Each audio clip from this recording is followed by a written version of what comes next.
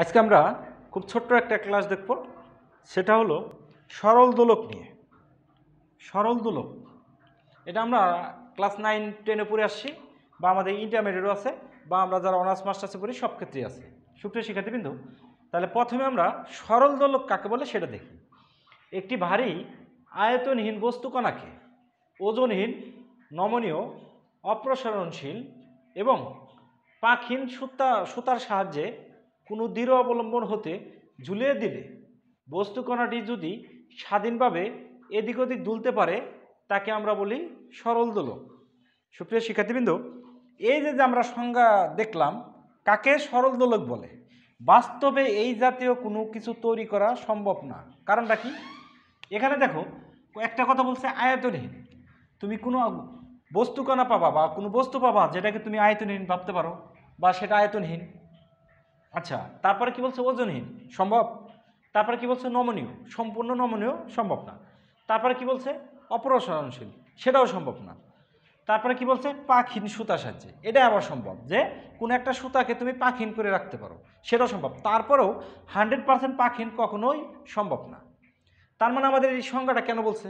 সংজ্ঞাটা বলছে এই সেন্সে যে আমরা একটা আদর্শ সরল দোলক কল্পনা করব, যার সাপেক্ষে আমরা অন্য যে কোনো কিছু পরিমাপ করতে পারবো, অর্থাৎ গাণিতিক যে হিসাব নিকাশ সেগুলো আমরা পরিহার করতে পারি।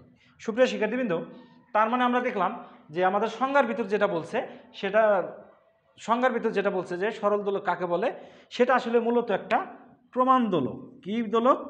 প্রমাণ দোলক বলতে ভাবতে পারি আমরা, অথবা আদর্শ সরল দোলক ভাবতে পারি। আদর্শ সরল দোলক আমরা ভাবতে পারি, মানে দোষ ত্রুটিহীন আর কি। এখন আসো যে তাহলে বাস্তবে যেগুলো তৈরি করা হয় সেই সরল দোলকগুলোকে আমরা কি বলি? বাস্তবে যে সরল দোলক তৈরি করা হয় সেগুলোকে আমরা কি বলি? সেগুলো মূলত জটিল দোলক বলা হয়। কি বলা হয়? জটিল দোলক। এখন এটা আবার একটা আছে ক্যাটারের, আমাদের এমসিকিউর ভিতর আসতে পারে ক্যাটারের জটিল দোলক। সুপ্রিয় শিক্ষার্থীবৃন্দ, তাহলে এখন আমরা দেখি যে আমরা যে সরল দোলক যেটাকে আমরা বলতেছি, বা প্রমাণ দোলক যেটাকে বলতেছি, বা আমরা আদর্শ সরল দোলক যাকে বলতেছি, সেটা আসলে কেমন? কোনো একটা দৃঢ় অবলম্বন হতে সুতার সাহায্যে পাকহীন, ওজনহীন, নমনীয় সুতার সাহায্যে আমি একটা বস্তুকণাকে ঝুলিয়ে দিলাম। এখন এই বস্তুকণাটাকে যদি আমি এখানে আনলাম, বি পয়েন্টে আনলাম, আনার পর তাকে ছেড়ে দিলাম, সেই ক্ষেত্রে সে এদিক সেদিক ঘর্ষণ এড়িয়ে স্বাধীনভাবে দুলতে পারে, তখন এইটাকে আমরা বলবো কি? সরল দোলক।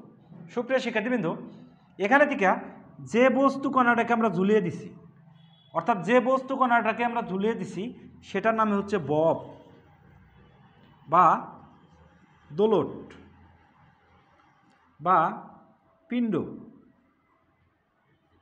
এগুলো আমাদের একটু খেয়াল রাখতে হবে। অর্থাৎ ওই যে বস্তুকণাটাকে আয়তনহীন ভাবছি আমরা, নমনীয়, অপ্রসারণশীল সুতার সাহায্যে ঝুলিয়ে দিছি, সেই বস্তুটাকে আমরা কি বলতেছি? বব বা দোলট বা পিণ্ড।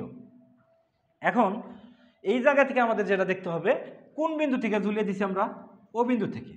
তার মানে ও বিন্দু হচ্ছে হলো আমাদের ঝুলন বিন্দু। ও বিন্দু কি হচ্ছে? আমাদের ঝুলন বিন্দু। এবার আসো যে আমরা এটাকে মুছে দিই।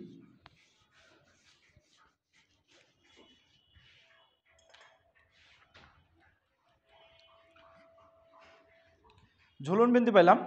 এবার আমরা কার্যকরী দৈর্ঘ্যটা ভাববো। কি ভাববো আমরা? কার্যকরী দৈর্ঘ্য সরল দোলকের, সেটাকে আমরা কি দ্বারা বলি? এল। সরল দোলকের কার্যকরী দৈর্ঘ্যকে আমরা কি ভাবতেছি? ক্যাপিটাল এল। এটা হলো এখানে থেকে এই যে ববের উপরি বিন্দু পর্যন্ত। মোট কথা হলো তুমি এটা ভাবতে পারো এরকম, এটা ও, এটা, অর্থাৎ এই যে এতটুকু আমি ধরলাম স্মল এল। তাহলে স্মল এল প্লাস এই যে ববটার কথা ভাবছি, সেই ববটার ব্যাসার্ধ হলো আর, প্লাস হলো আর, অর্থাৎ সুতার দৈর্ঘ্য ববের ব্যাসার্ধ, ববের ভার কেন্দ্র পর্যন্ত দূরত্ব। ঝুলন বিন্দু থেকে ববের ভার কেন্দ্র পর্যন্ত দূরত্বটাকেই কার্যকরী দৈর্ঘ্য বলে। তাহলে সেখানে আসলে কি? আমার সুতার দৈর্ঘ্য প্লাস ববের ব্যাসার্ধ। সেটা হচ্ছে কি আমাদের সরল দোলকের কার্যকারী দৈর্ঘ্য। তাকে কি দ্বারা প্রকাশ করি আমরা? ক্যাপিটাল এল। এবার আসো আমরা বিস্তার নিয়ে কিছু কথা বলি। বিস্তার আসলে দু ধরনের হয়, একটা হলো রৈখিক বিস্তার, আর একটা হলো কৌণিক বিস্তার, আর একটা হচ্ছে কি আমার কৌণিক বিস্তার। সুপ্রিয় শিক্ষার্থীবৃন্দ, এখন এই রৈখিক বিস্তার আর কৌণিক বিস্তার বোঝার আগে আমরা আর একটা জিনিস বুঝি, সাম্য অবস্থা বা সাম্যবিন্দু।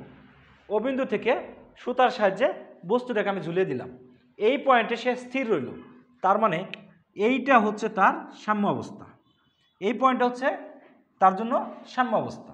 এই সাম্য অবস্থা থেকে সর্বোচ্চ রৈখিক দূরত্বটাকে আমরা বলি রৈখিক বিস্তার। কথাটা আমি আবার বলি, সাম্য অবস্থান থেকে সর্বোচ্চ রৈখিক দূরত্বটাকে আমরা বলি রৈখিক বিস্তার।